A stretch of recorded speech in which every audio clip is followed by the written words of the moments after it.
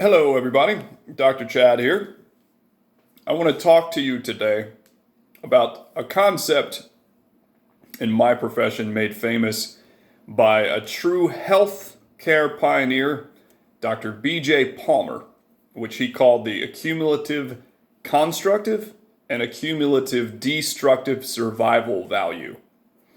This video was inspired by my colleague, Dr. Steve Hoffman, who brought the idea back to the forefront for me in a recent email. To set the stage for discussion of Dr. Palmer's concept, I urge you to keep in mind the following analogy about your mind and what you think about and concentrate on. Your mind is like a plot of land full of fertile soil.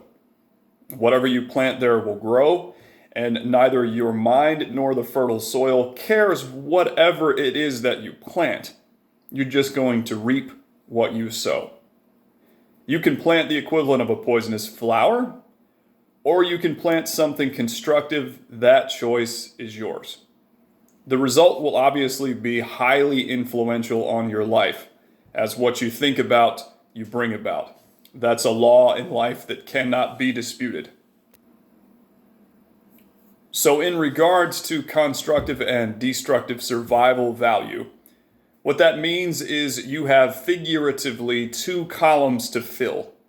One with things that contribute positively to your life, and the other with things that take away from your life.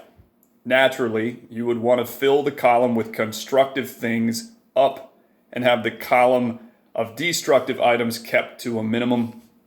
The sum total comparison between the constructive and destructive columns would give you an accurate depiction of how your life is going.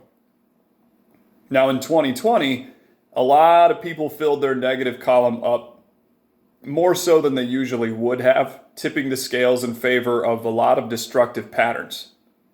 We've all spent a near full year engaged with media, both mainstream and social, that's preaching fear and avoidance.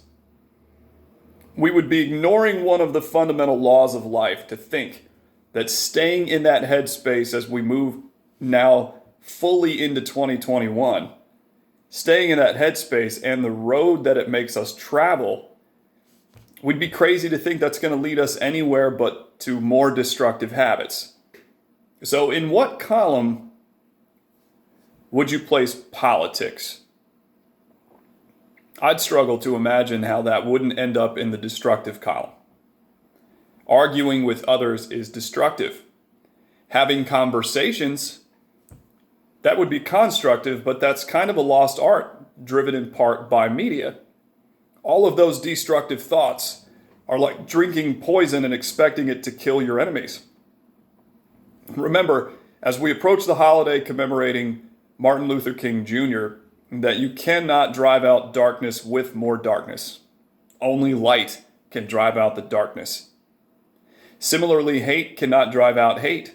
Only love can do that. In what column would you place staying away from your family and friends? But that's for the greater timeout. Is staying away from your friends and family constructive or destructive to your life? There's a totally different feeling you get from being around someone in person versus doing a Zoom call. You can't replace that in-person feeling.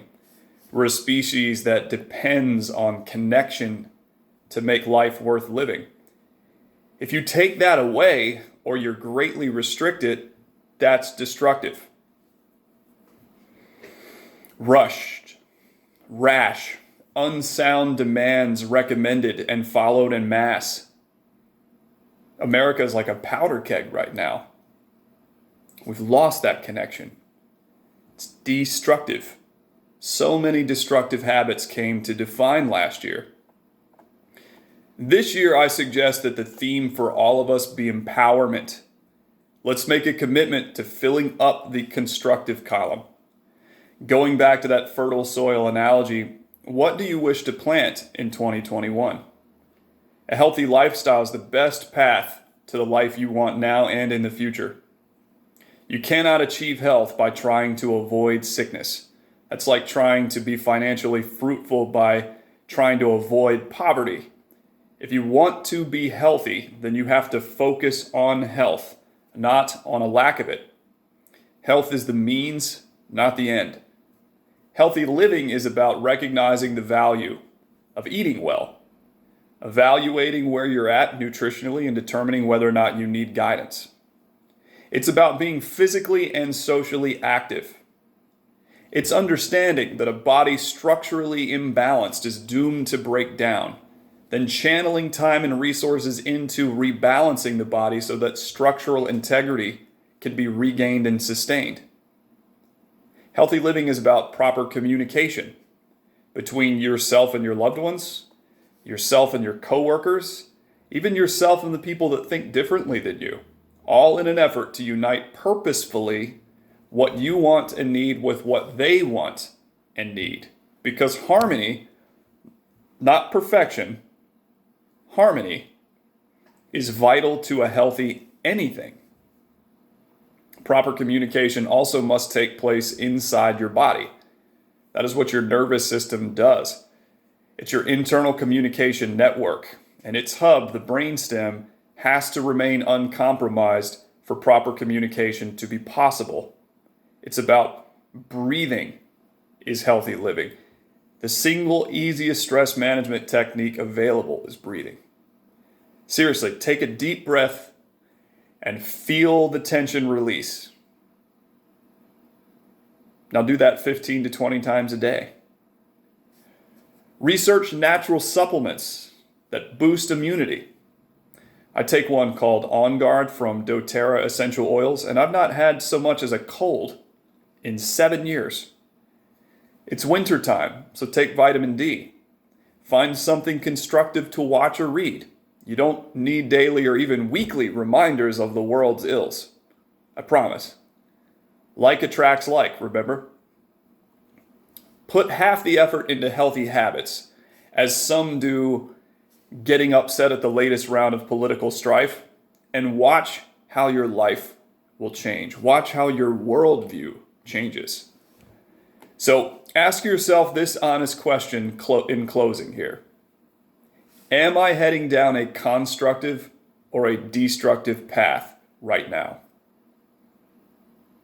Be well, my friends.